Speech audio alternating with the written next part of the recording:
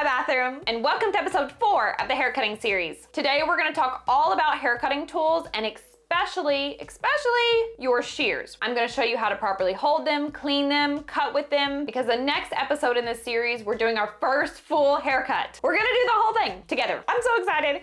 If you wanna look ahead, it's going to be a 0 degree or a 1 length, blunt, square 1 length haircut. If you're in school, we're on page 369 in this Milady book. To note real quick, I did skip a couple paragraphs. I've been trying to do these in order. That way it can help you or assist you with your test. I'm skipping the client consultation, face shapes, and hair analysis portion because that was more in depth in chapter 11, which is properties of the hair and scalp. But if you're not in school or in a different book, I have free printables or a guide on my websites in the description box below. Print it out, burn it, do whatever you want. It's free. Subscribe, like, buttons, bells, whistles, all that jazz. I'm here for you every single week. Let's go. So we're gonna go over all the tools or most of the tools you're gonna use when performing different types of haircuts. First one is your most obvious, and that's shears. These are scissors. In hairdresser lingo, we're gonna refer to them always as shears. Shears. Sorry, I just took my retainer out again. So my S is shears. It sounds cleaner. Shears look like this. They come in all kinds of different types, sizes. I myself prefer the really small ones, like these. See the difference? I love the little babies. Texturizing shears look like this. There's a straight blade and a blade with teeth. These actually came with this in a kit under $20 from Amazon. Can't English today. And it came with a cape, clips, cleaner, everything you need. $20. I'll link these below. It's a really good pair to use at home or if you're starting out. There's a lot of different sizes and styles of these. These are just your basic texturizing shears, also called thinning shears. They have notching shears, which are scary. They have big teeth. What you need to remember about these is the more teeth they have, the less hair they're gonna remove. So these are not gonna remove that much hair or weight. Razors look like this. We have a razor comb. Same thing applies with this. It has the guard on it. The more teeth, the less it's going to take out. The less teeth, the more hair is gonna come out. This one has a comb on it so you can flip. This is your basic razor, has a guard on it. The blade, I need to clean. Whoop! You can do a whole haircut with a razor if you want, long or short. You can just create layers or do finish work with it. A razor is going to create a more lived in or feathered look to the haircut. All right, yeehaw, clippers. I know mine are dirty. This is what a clipper looks like. Mainly used for short haircuts, but you can hold the comb and burp, like I did with my last video, the Cray clip. Whew. See my short haircut?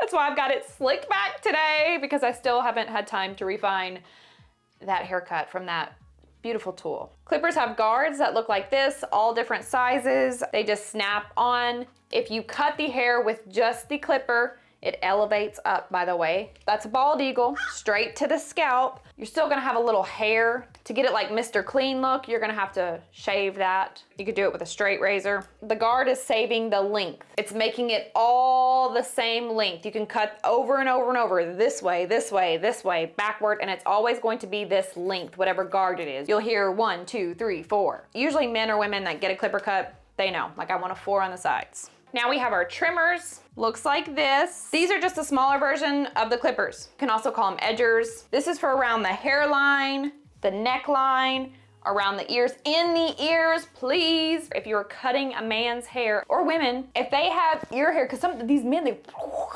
like a plant growing out of there, just cut that off. Now, of course, you're gonna ask permission. Do you mind if I cut this forest out of your ear? Most of the time, men don't even know they have ear hair, but you have it. Let's cut it out for you. And then it grows inside on the lobes.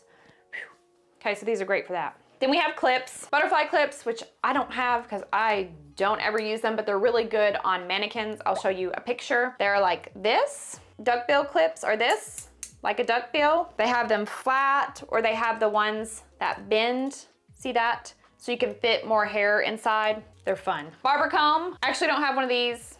Yeah, I don't have one of these at all, so I'll give you a picture. But they're narrow on one end that allows you to really taper around the ear, do clipper over comb, and really get a nice fade going. Tail comb looks like this. Also called a rat tail comb or a pintail comb. You can use this for sectioning, foiling, wrap the foil around this. Wouldn't use it for hair cutting because it's sharp, could stab you or the client, and it may slip out of your hand when you're palming the shears. Wide tooth comb is wide teeth, to detangle hair. Also wouldn't want to do a haircut with one of those. All-purpose comb, this is my favorite comb. It's also called a 420 comb.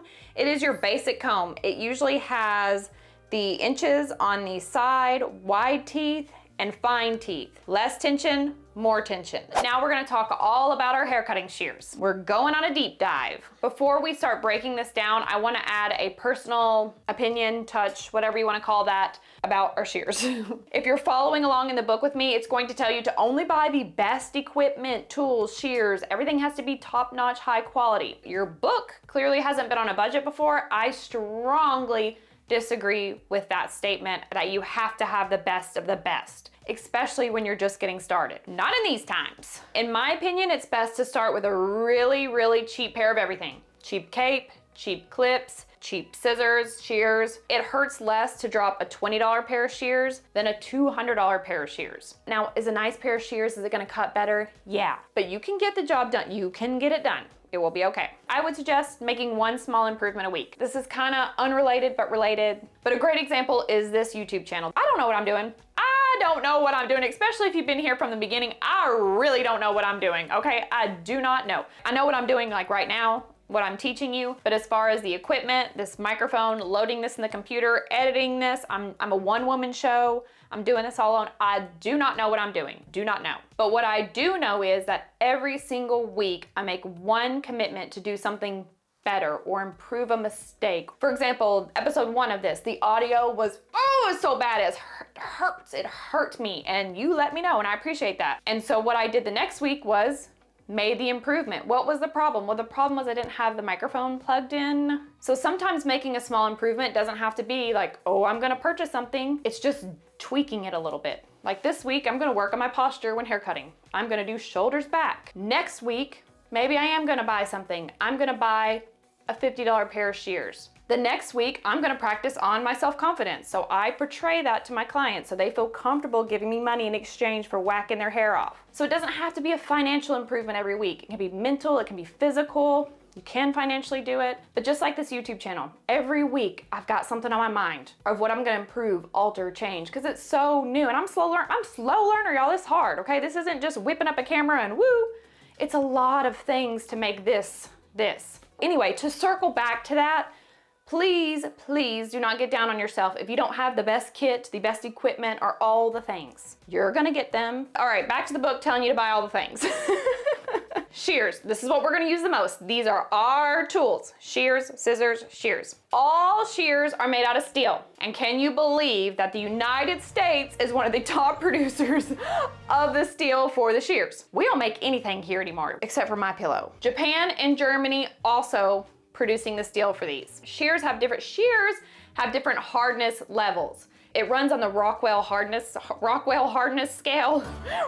hardness scale. The sweet spot for that is gonna be 56 to 57. If you're in the 63 range, they're too hard. When you drop them, they could break. It needs to be that nice medium. Not too soft, not too hard, the middle. If the metal's really soft, it's not gonna hold a sharp edge. You'll need to get them sharpened a lot. So the harder it is, the less you have to maintenance or sharpen them. When we're making shears, or not we, but when someone, God bless you, is making shears, they're either forged or cast. Cast, like an arm cast. Cast shears are the cheaper of the two, usually. And what that means is the metal is heated up and poured into a cast or a mold, kind of like you're baking a cake.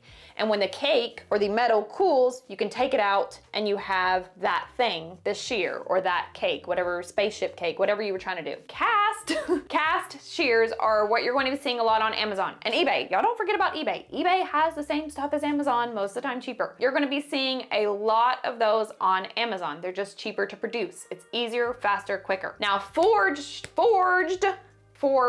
excuse me, English is hard. Forged, forget it. Forged shears are where they pour the metal and they work it into a shape by hammering and pressing it. Forged. The metal is gonna be heated between 21 to 2300 degrees Fahrenheit. That's hot. So basically they beat the hello out of it, dip it in cool water to set it, shock it like you would an egg, and ta-da, you have shears. Now we're gonna get into the parts of the shear. Your cutting edge here, this is what's cutting the hair, the blades. Your pivot area right here, this is what is allowing everything to move. That's what's making it actually cut. You can adjust this little area. Usually your shears will come with a tool that looks like this. You can tighten it or loosen it. Righty-tighty, lefty-loosey for your shears. This little guy right here, this is called your finger tang. This is for your pinky. It's for it to rest here, kind of releases the tension and gives you a lot of control over the shear. You don't want to be getting carpal tunnel. You don't want your fingers just hanging out all over here. Just relax. Gives it something to relax on. Finger tang, pinky. This part is for your ring finger. The thumb hole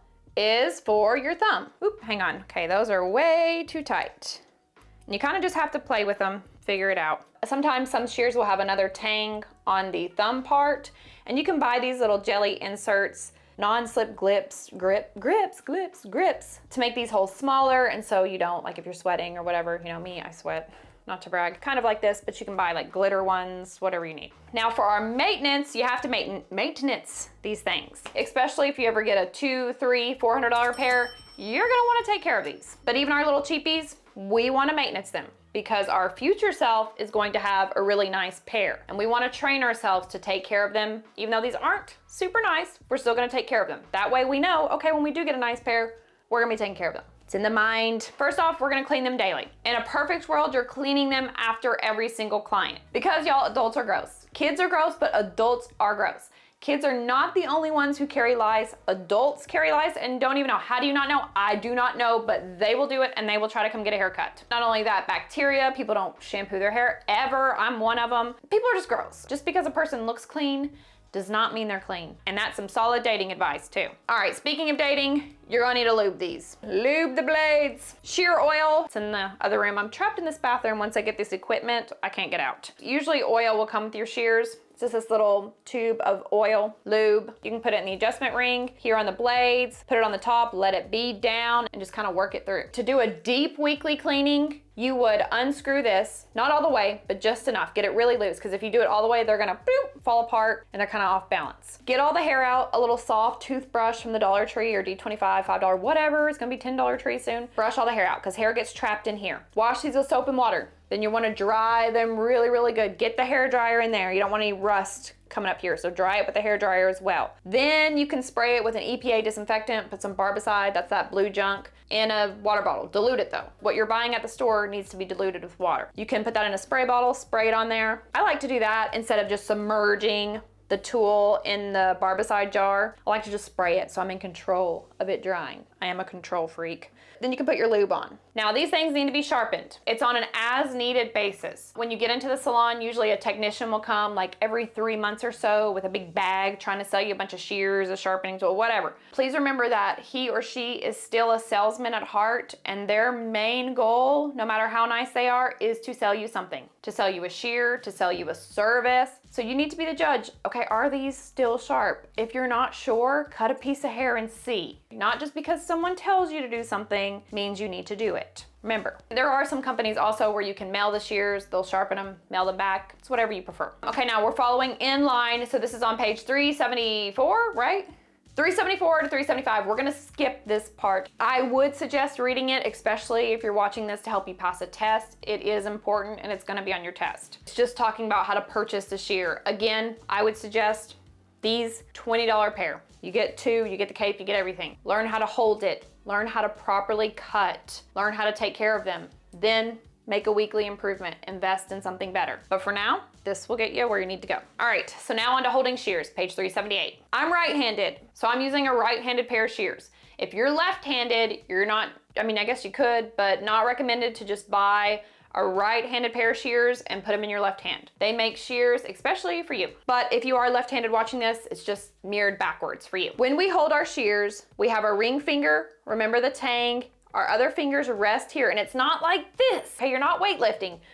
Relax. You don't wanna, this is a little unrelated, but I can't believe, y'all, I have done some weird stuff in my teaching career, but I did at one time have a blind student, and she had a seeing eye dog. And at this school I worked at, y'all, they would let anyone in. She actually ended up being pretty good because she was, like, she couldn't drive a car or anything. She could still see, but not as well as maybe like you or I, even with, you know, contacts weren't gonna fix that, okay? And I loved the dog. Because she couldn't see well, she was overcompensating for her hand. And you can just tell, like, do not put stress. If you see your veins, it's too much. Just relax. The tool is working for you, not against you. So this should be a very relaxed position. Now it may not look relaxed on me because I am double jointed. I do all these like weird things with my fingers, so my fingers are looking weird, okay? But I am relaxed. The thumb is not way out here, okay? That's not gonna work. The thumb is kissing it, right a little past your cuticle, if you will. It's right here. The thumb is controlling our moving blade. When we cut, it's not like this. We're not using all these 4 fingers and our thumb to cut hair. I know we're used to that because we're crafting, cutting paper, whatever. I mean, your whole lifetime using scissors has been like this. Not anymore. Now you're just using your thumb. Your thumb is doing all the work. This one right here with your thumb, this is called your moving blade. Your steel blade is right here, the one with all my fingers. This is my steel blade. It's not gonna move. When we start cutting hair, even though it's horizontal for most of the cuts, vertical also, we're still just using our thumb. So it's a new habit you have to form. How you're gonna form that habit is just with anything else. You're gonna repeat it over and over and over and over again, repetition. So you can do this, or right here, y'all, I am wearing sweatpants. When I film these, I only have a nice shirt on and the rest is sweatpants. And like, look, I've got Christmas socks on, but it appears like I'm ready for business. To practice this, set your knee up, put your 90 Day Fiance, whatever show you like, bing, bing, bing. So that way it's not gonna move, or on your hand. You have to train your brain that this blade is to not move. My steel blade is still. My moving blade is the only one moving, just like a lobster claw, a crab claw, whatever. So over and over and over and over and over. You want to practice that. You do not want to get in the habit of what you've been doing your whole lifetime and cutting like this. Not only is that hard on the hand, that's a lot of muscles being used at once. Over time, you do 12 haircuts a day, that's gonna hurt. That's carpal tunnel waiting to happen. But you're gonna get a cleaner cut. Also, it looks a lot better. Now we're gonna have to add in our comb. When we're hair cutting, we're not cutting with our shears, putting them down, combing, holding the hair, picking up our shears and cutting. That's too much going on. We're gonna palm these, which means much like when you were in kindergarten and you would have to hold the shears so they don't go anywhere and then you can walk somewhere else. We're just going to stop this moving blade, and we're gonna do that by keeping our fingers here, 4 fingers here. You're gonna take your thumb out and you're gonna grasp them, just like this. Watch again. Here's how I hold it normally. I'm gonna take my finger out and I'm going to grasp it, and I'm gonna kind of it in. I'm palming my shears. This allows me to comb the hair while my shears aren't swinging around to cut body parts, other parts of hair, whatever. I'll try to do this slow, but you can also take your pinky out under and you're going to flip. That's gonna hold them. That's normally what I do. I'll cut, flip. So that way I can palm them that way and then hold the comb. So when we start doing our cut, our one length next time, we're going to really get in the habit of palming our shears the correct way, cutting the correct way, and learning how to hold the comb with the shears. Again, you do not want to keep setting this down. It's technically, depending on what state you're in, I'm licensed in a couple different states, and in both of those states, you're not allowed to set the comb down, because that means it's then contaminated, because now it's on a dirty surface. So it's to always be with you, either here in this hand, cut, palm in this hand,